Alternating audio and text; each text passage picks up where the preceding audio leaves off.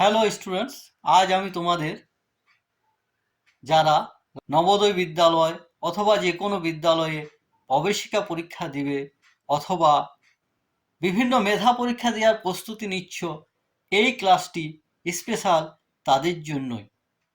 আমার ক্লাসটি ভালো লাগলে চ্যানেলটি লাইক করো, সাবস্ক্রাইব করো এবং কমেন্ট করে জানাও ও বন্ধুদের শেয়ার করো। শুরু করছি আজকের ক্লাস সংখ্যা তত্ত্ব। প্রথমে আমরা জানার চেষ্টা করি সংখ্যা বা নাম্বার কি। সংখ্যা অর্থাৎ নাম্বার। নাম্বার কি?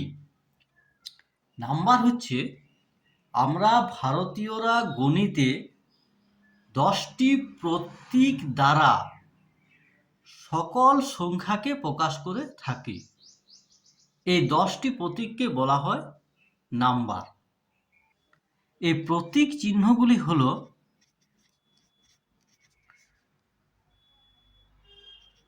প্রতীক 10টি হলো 0, 1, 2, 3, 4, 5, 6, 7, 8, 9। এই 10টি অঙ্ক, এদেরকে বলা হয় প্রত্যেকটাকে এক একটি অঙ্ক।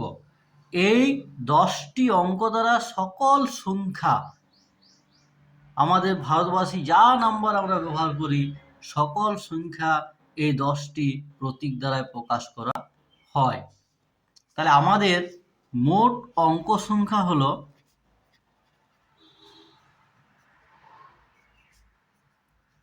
10টি। কি কি? এই 10টি হচ্ছে 0, 1, 2, 3, 4, 5, 6, 7, 8 এবং 9। এই অঙ্কগুলি দিয়ে যদি আমরা সংখ্যা প্রকাশ করি, তার উদাহরণ হচ্ছে যেমন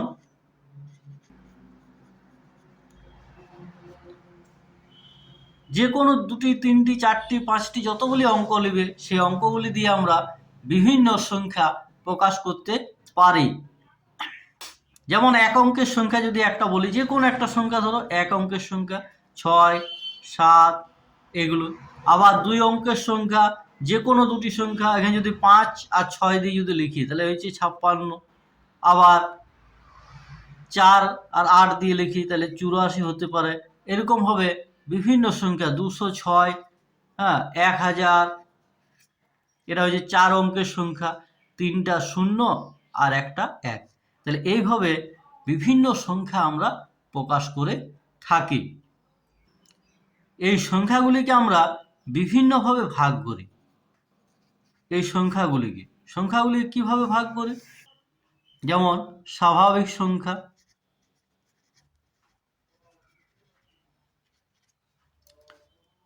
পূর্ণ সংখ্যা,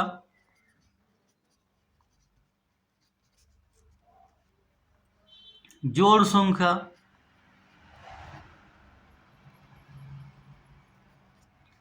বিজোড় সংখ্যা,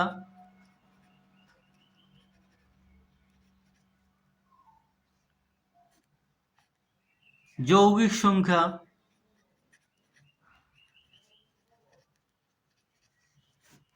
মৌলিক সংখ্যা,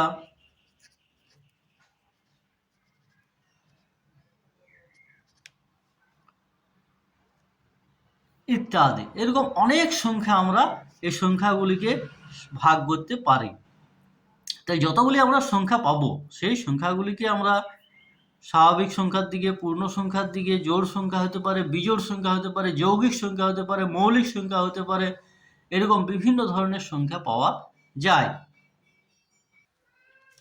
এরপর আমরা স্বাভাবিক সংখ্যা নিয়ে আলোচনা করি।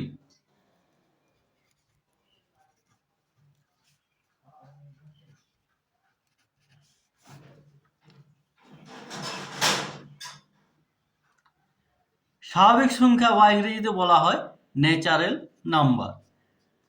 স্বাভাবিক সংখ্যা কোনগুলিকে বলবো? আমরা যে সমস্ত সংখ্যা হিসাব করিবার কাজে ব্যবহার করি সেগুলিকে বলা হয় স্বাভাবিক সংখ্যা। তাহলে আমরা যে সমস্ত সংখ্যা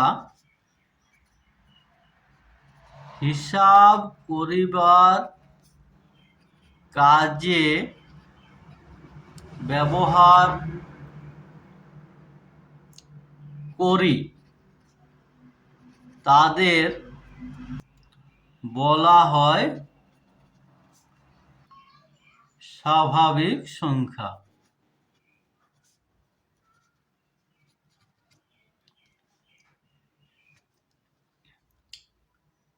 যেমন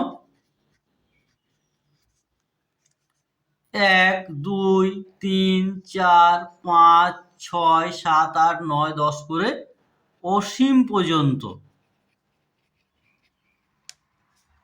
সংখ্যাগুলি,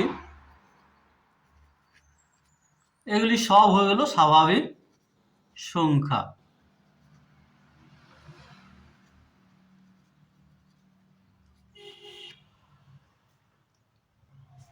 তাহলে পূর্ণ সংখ্যা,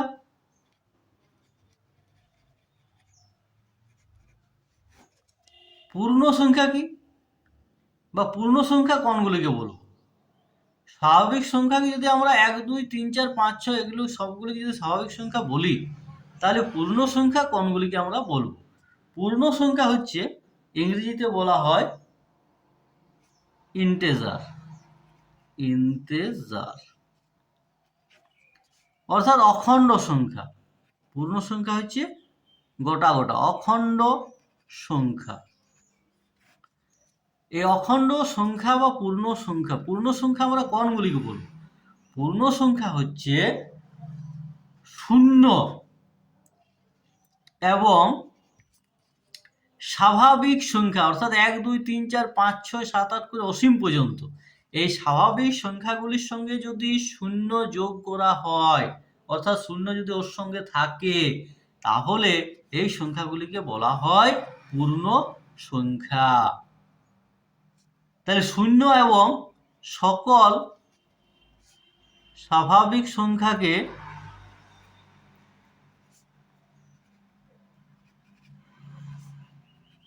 একত্রে পূর্ণ সংখ্যা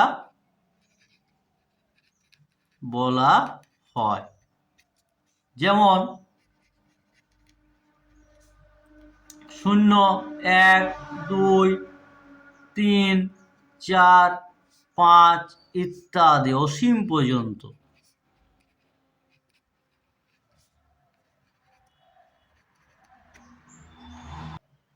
তাহলে তোমরা স্বাভাবিক সংখ্যা বুঝলে। স্বাভাবিক সংখ্যা হলো 1, 2, 3, 4, 5, 6 করে অসীম পর্যন্ত এবং পূর্ণ সংখ্যা হলো 0 থেকে শুরু।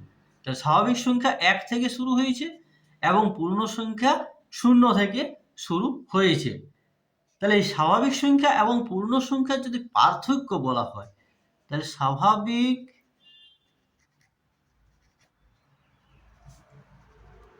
সংখ্যা ও পূর্ণ সংখ্যার পার্থক্য কি? স্বাভাবিক সংখ্যা আর পূর্ণ সংখ্যার পার্থক্য হচ্ছে স্বাভাবিক সংখ্যা 1 থেকে শুরু এবং পূর্ণ সংখ্যা 0 থেকে শুরু হয়। তাহলে স্বাভাবিক সংখ্যা 1 থেকে শুরু হয়। যেমন 1, 2, 3, 4 ইত্যাদি। আর পূর্ণ সংখ্যা 0 থেকে শুরু। যেমন 0, 1, 2, 3, 4 ইত্যাদি। এরপর আমরা জানব জোড় ও বিজোড় সংখ্যা। তো যে সংখ্যাগুলিকে 2 দ্বারা সম্পূর্ণভাবে ভাগ করা যায় অর্থাৎ কোনো ভাগশেষ বা অবশিষ্ট থাকে না, তাদের যুগ্ম বা জোড় সংখ্যা বলে। যেমন 2, 4, 6, 8, 10, 12 ইত্যাদি। আবার যে সংখ্যাগুলিকে 2 দ্বারা সম্পূর্ণভাবে ভাগ করা যায় না, অর্থাৎ ভাগশেষ বা অবশিষ্ট থাকে, তাদের অযুগ্ম বা বিজোড় সংখ্যা বলে। যেমন 1, 3, 5, 7, 9, 11 ইত্যাদি। এবার মৌলিক ও যৌগিক সংখ্যা। যে সংখ্যাকে এক এবং সেই সংখ্যা ছাড়া অন্য কোনো সংখ্যা দ্বারা ভাগ করা যায় না, তাকে মৌলিক সংখ্যা বলে। যেমন 2, 3, 5, 7, 11, 13 ইত্যাদি।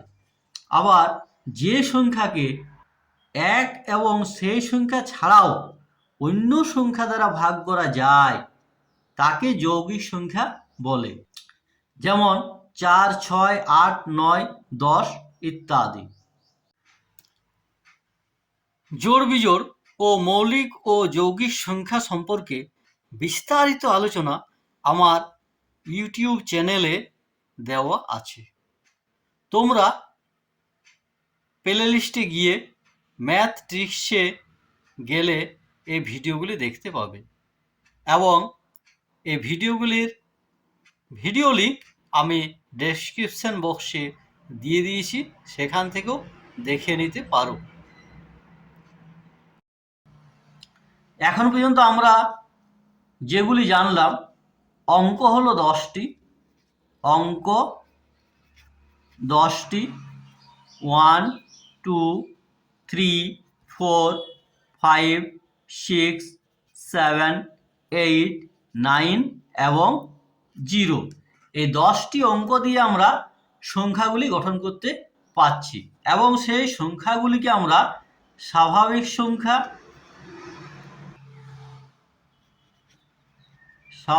সংখ্যা, এবং পূর্ণ সংখ্যা এই দুটি আকারে লিখছি।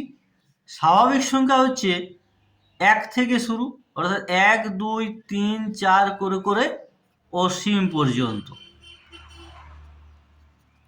আর পূর্ণ সংখ্যা হচ্ছে 0 থেকে শুরু, তাই 0, 1, 2, 3, 4 করে করে অসীম পর্যন্ত।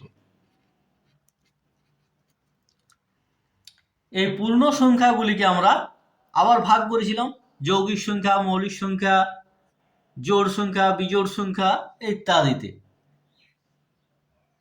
এরপর আমরা এই 10টি অঙ্ক দিয়ে যে সংখ্যাগুলি আমরা তৈরি করব, সেগুলির মধ্যে এক অঙ্কের সংখ্যা হবে,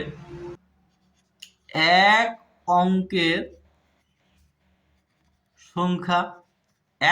সংখ্যা আমরা পাবো 1 থেকে 9 পর্যন্ত। 2 অঙ্কের সংখ্যা পাবো, অর্থাৎ যে কোনো দুটি সংখ্যা। আমরা এখান থেকে যদি সব থেকে ছোট নেওয়া হয় তাহলে হচ্ছে 10, 10 থেকে শুরু হবে 99 পর্যন্ত। ঠিক একই রকম ভাবে 3 অঙ্কের সংখ্যা হবে 100 থেকে 3টা 9, অর্থাৎ 999 পর্যন্ত। 4 অঙ্কের সংখ্যা হবে 1000 থেকে 999 পরে 1000, 1000 থেকে শুরু হয়ে যাবে 9999 পর্যন্ত। ঠিক এরকম ভাবে 5 অঙ্কের সংখ্যা, 6 অঙ্কের সংখ্যা, 7 অঙ্কের সংখ্যা, 8 অঙ্কের সংখ্যা তোমরা পরপর করে যেতে পারবে। এখান থেকে তোমরা লক্ষ্য করো, এক অঙ্কের সংখ্যা আমরা পাচ্ছি 1 থেকে 9 পর্যন্ত, অর্থাৎ এক অঙ্কের ক্ষুদ্রতম সংখ্যা, সব থেকে ছোট কাকে পাচ্ছি আমরা? 1। এবং বৃহত্তম সংখ্যা পাচ্ছি 9। ঠিক একই রকম ভাবে 2 অঙ্কের ক্ষুদ্রতম সংখ্যা পাচ্ছি আমরা 10 এবং বৃহত্তম সংখ্যা পাচ্ছি আমরা 99। 3 অঙ্কের বেলায় পাচ্ছি আমরা 3 অঙ্কের ক্ষুদ্রতম সংখ্যা পাচ্ছি আমরা 100 এবং বৃহত্তম সংখ্যা পাচ্ছি 999। 4 অঙ্কের বেলায় ক্ষুদ্রতম সংখ্যা 1-এর পিঠে 3টা শূন্য অর্থাৎ 1000 এবং বৃহত্তম সংখ্যা পাচ্ছি 9999। এইভাবে তোমরা 1 অঙ্কের ক্ষুদ্রতম সংখ্যা বৃহত্তম সংখ্যা লিখতে পারবে। 2 অঙ্কের পারবে, 2 অঙ্কের যখন লিখবে তখন দুটি অঙ্ক অর্থাৎ 1 এবং বাকিগুলো হচ্ছে 0 এবং বৃহত্তম সংখ্যার বেলায় লিখবে জ অঙ্কের বলবে তটি নয় অর্থাৎ 2 অঙ্কের হলে দুটি নয়। 3 অঙ্কের ক্ষুদ্রতম সংখ্যা 1-এর পিঠে বাকিগুলো 0 দিয়ে দাও অর্থাৎ 3 অঙ্ক, একটি 1 আর বাকি দুটি 0। বৃহত্তম সংখ্যার সময় লিখবে 3টি 9। 4 অঙ্কের ক্ষুদ্রতম সংখ্যা যখন লিখবে 1-এর পিঠে 3টি 0 অর্থাৎ মোট 4টি অঙ্ক এবং বৃহত্তম সংখ্যা যখন লিখছে 4টে 9। ঠিক একই রকম ভাবে 5 অঙ্কের বেলায় করবে 1-এর পিঠে 4টে 0 এবং বৃহত্তম সংখ্যা 5টি 9।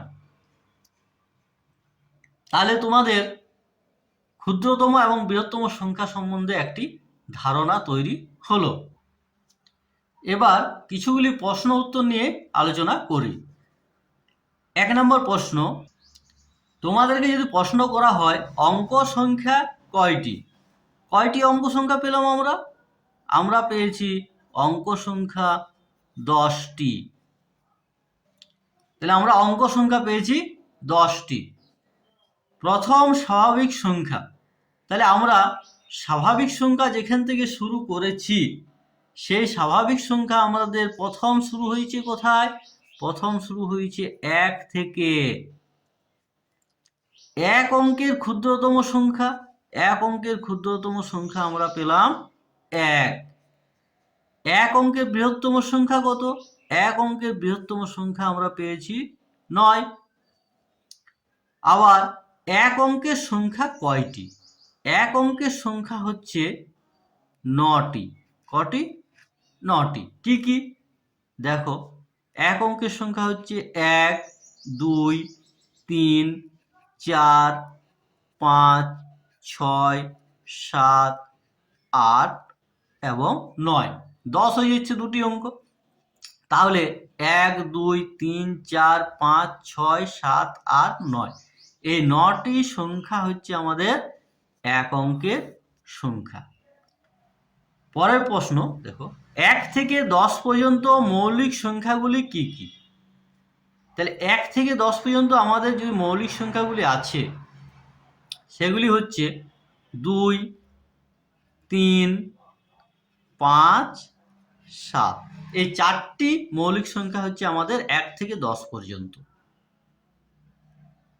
পরের প্রশ্ন আছে, ক্ষুদ্রতম মৌলিক সংখ্যা কত? সব থেকে ছোট মৌলিক সংখ্যা হচ্ছে আমাদের 2, যেখান থেকে আমাদের মৌলিক সংখ্যা শুরু হয়েছে। 2 অঙ্কের বৃহত্তম মৌলিক সংখ্যা কত? 2 অঙ্কের মানে 10 থেকে 99। তাহলে 10 থেকে 99 এর মধ্যে সব থেকে বড় মৌলিক সংখ্যা হচ্ছে 97। ক্ষুদ্রতম যৌগিক সংখ্যা কত? সব থেকে ছোট্ট যৌগিক সংখ্যা, সব থেকে ছোট যৌগিক সংখ্যা হচ্ছে 4। 1 মৌলিক ও নয়, যৌগিক নয়। 2 হচ্ছে মৌলিক সংখ্যা, 3 মৌলিক সংখ্যা, তারপরে হচ্ছে 4। 4 হচ্ছে ক্ষুদ্রতম যৌগিক সংখ্যা। 10 নম্বর প্রশ্ন, 5 অঙ্কের বৃহত্তম সংখ্যা কত? ক্ষুদ্রতম বৃহত্তম সংখ্যা নির্ণয় তোমরা দেখেছো। 5 অঙ্কের বৃহত্তম সংখ্যা হচ্ছে 5টি 9 অর্থাৎ 1, 2, 3, 4, 5। 99,999। আজ এখান পর্যন্তই। পরবর্তী ভিডিওতে আমি আরও কিছু প্রশ্ন উত্তর নিয়ে আলোচনা করব। ভিডিওটি ভালো লাগলে লাইক করো, সাবস্ক্রাইব করো এবং বন্ধুদের শেয়ার করো।